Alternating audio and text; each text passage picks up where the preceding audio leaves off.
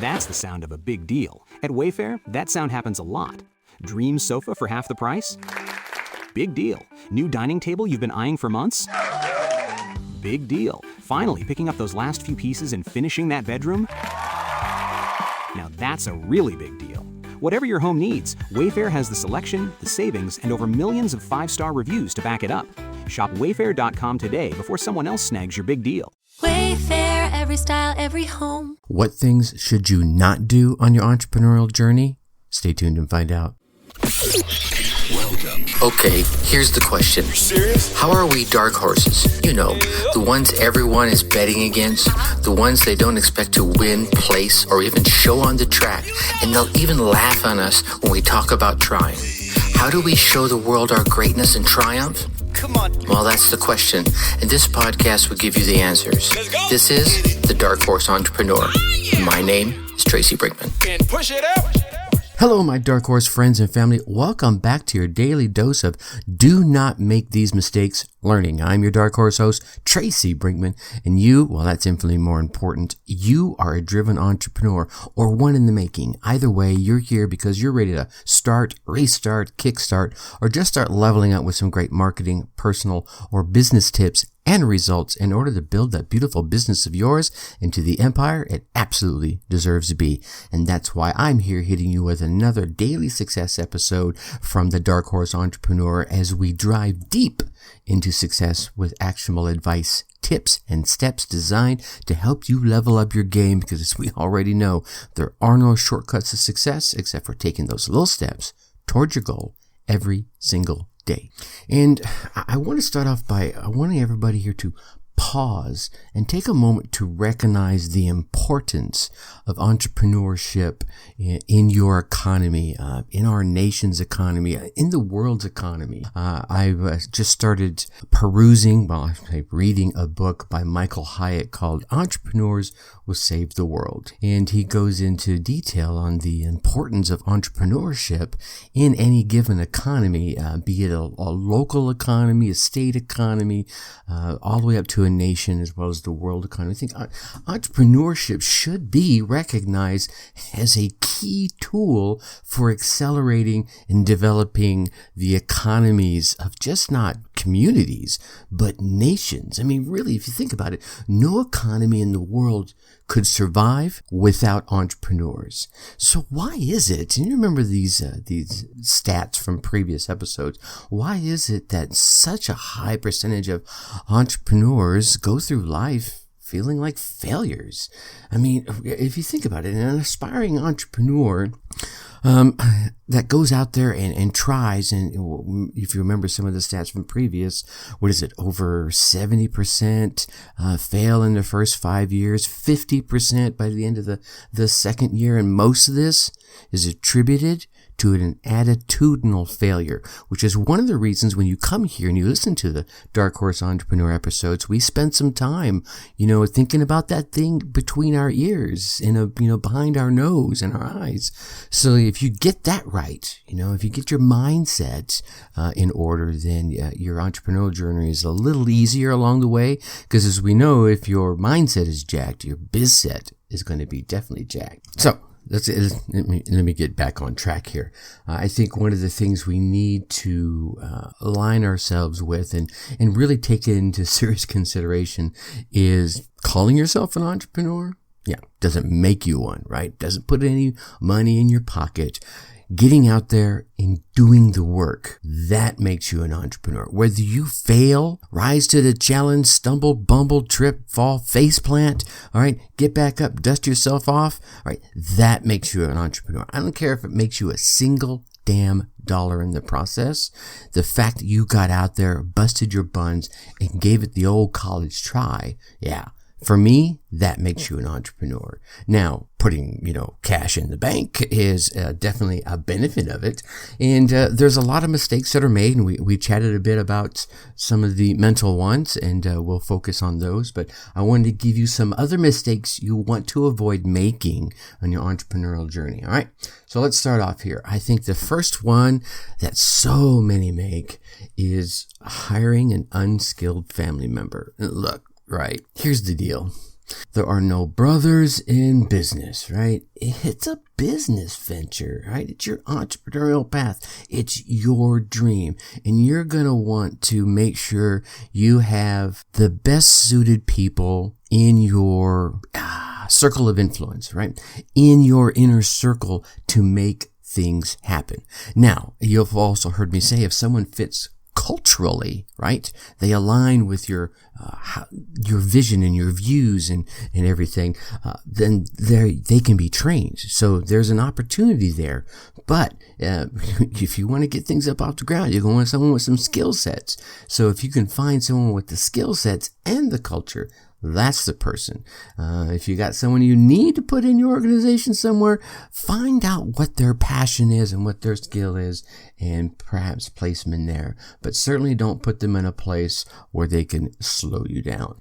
I think the next one, and you've probably heard me mention this a number of times, I would urge you to view your entrepreneurial journey as a way to solve problems, not a bank. I think those that are really successful in their path, they want to make money. Don't get me wrong. They want to earn some money to, feed the families, keep a roof over their head and what have you.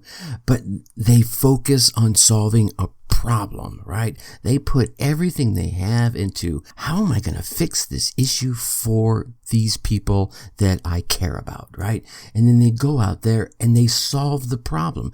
Their ultimate goal isn't to go out there and drain the pockets of anyone who is a prospect, right? And usually when you do see those type of people succeed, they end up being a failure shortly on the heels of that. So there's that big spike of, oh, wow, right, this guy's doing a great job. Let me give him some money. Let me give him some more money. Give him some more money, right? And then it's like they start realizing, oh, you're a shyster. I'm out, right? So there's that spike and then they're back down again.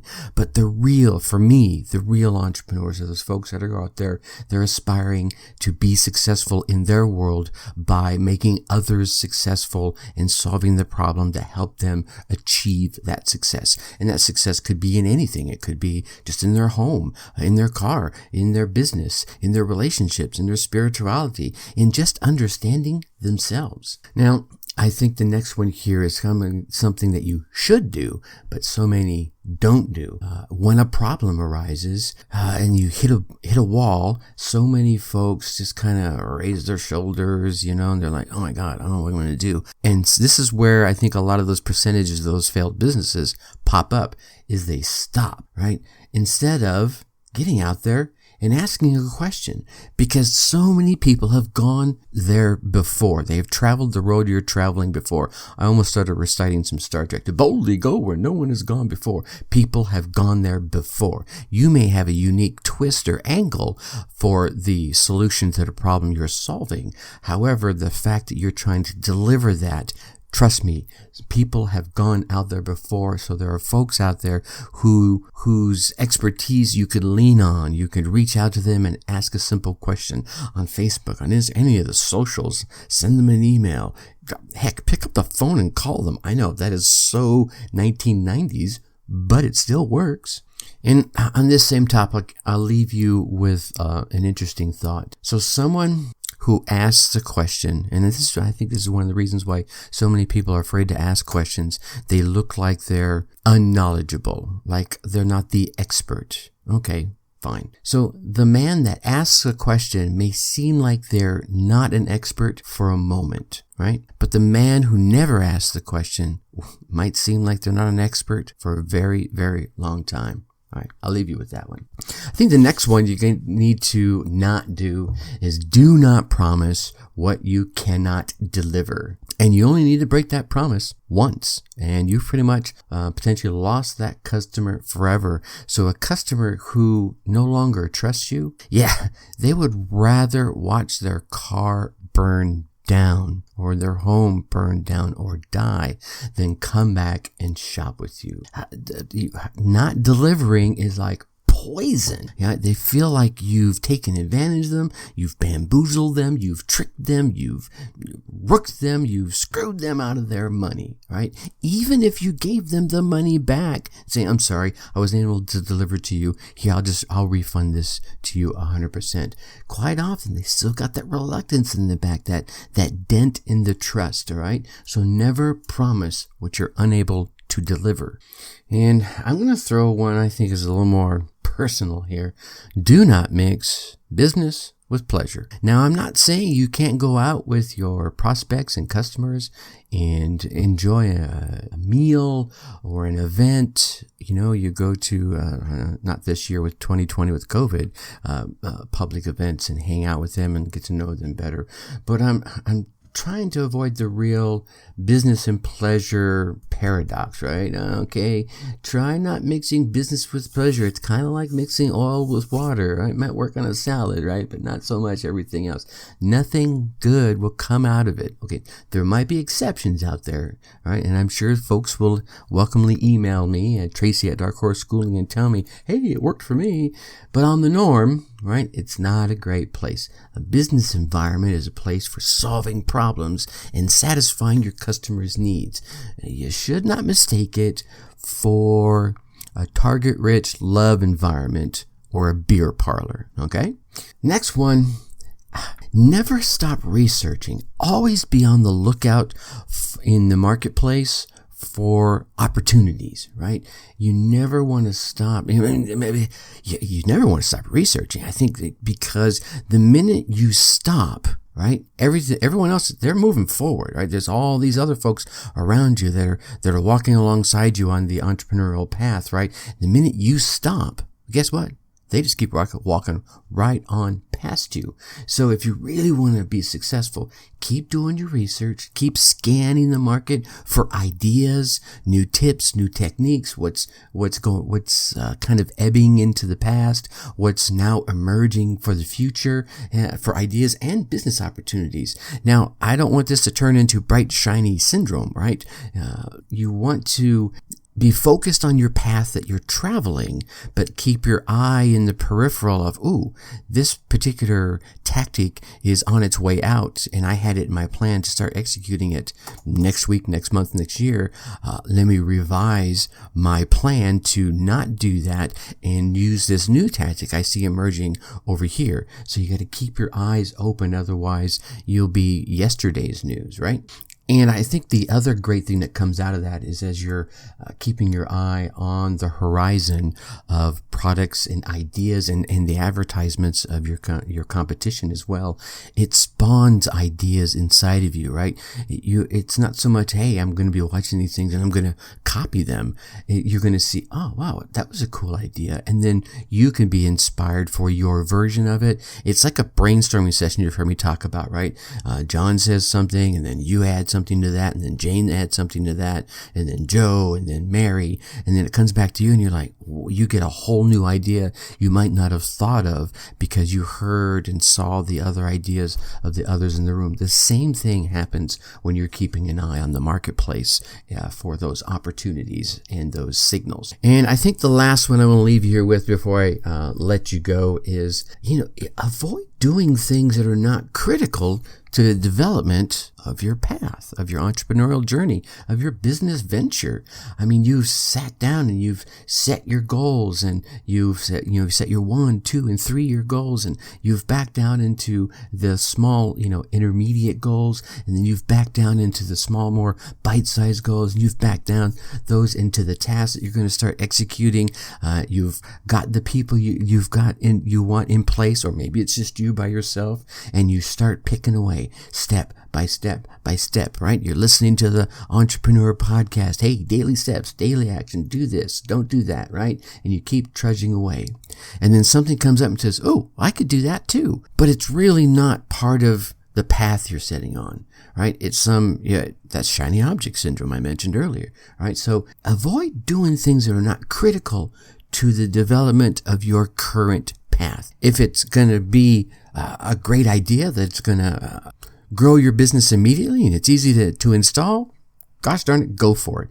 But if it's an idea you think could enhance it, but it's going to slow down your progress, all right, well then stop, look at your plan and see where you could put it in and keep things moving forward, all right? Because in the long run, you want to stay aligned with both your path and the survival of your business, right? I don't want you to go take a right turn right off a cliff, right? Because you weren't ready for it and you jumped into some new bright, shiny object or opportunity that drives you off a cliff.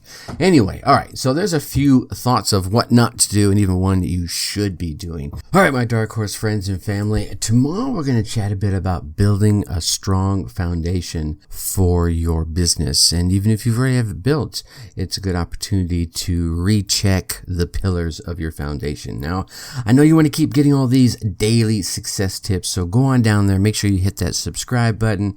While you're there, leave us a 5-star rating and drop us a review. Give some kind words in the comments, some constructive words, things you'd like about the show, things you'd like to see on the show, so I know what direction you would like to take it. Also, come over and join us on the Facebook group. Go to facebook.com, put Dark Horse Tribe in that search bar, and you'll see us right there at the top. And if that doesn't work for some reason, go to your favorite web browser, type in darkhorseschooling.com/Dark Horse Tribe, all one word. That shall take you straight there. Look forward to meeting you in the Facebook group. All right, you get out there, you run your race, you get your results, and let me hear about them. Till tomorrow, think successfully and take action. Thank you for listening to the Dark Horse Entrepreneur Podcast. Thanks for tuning in.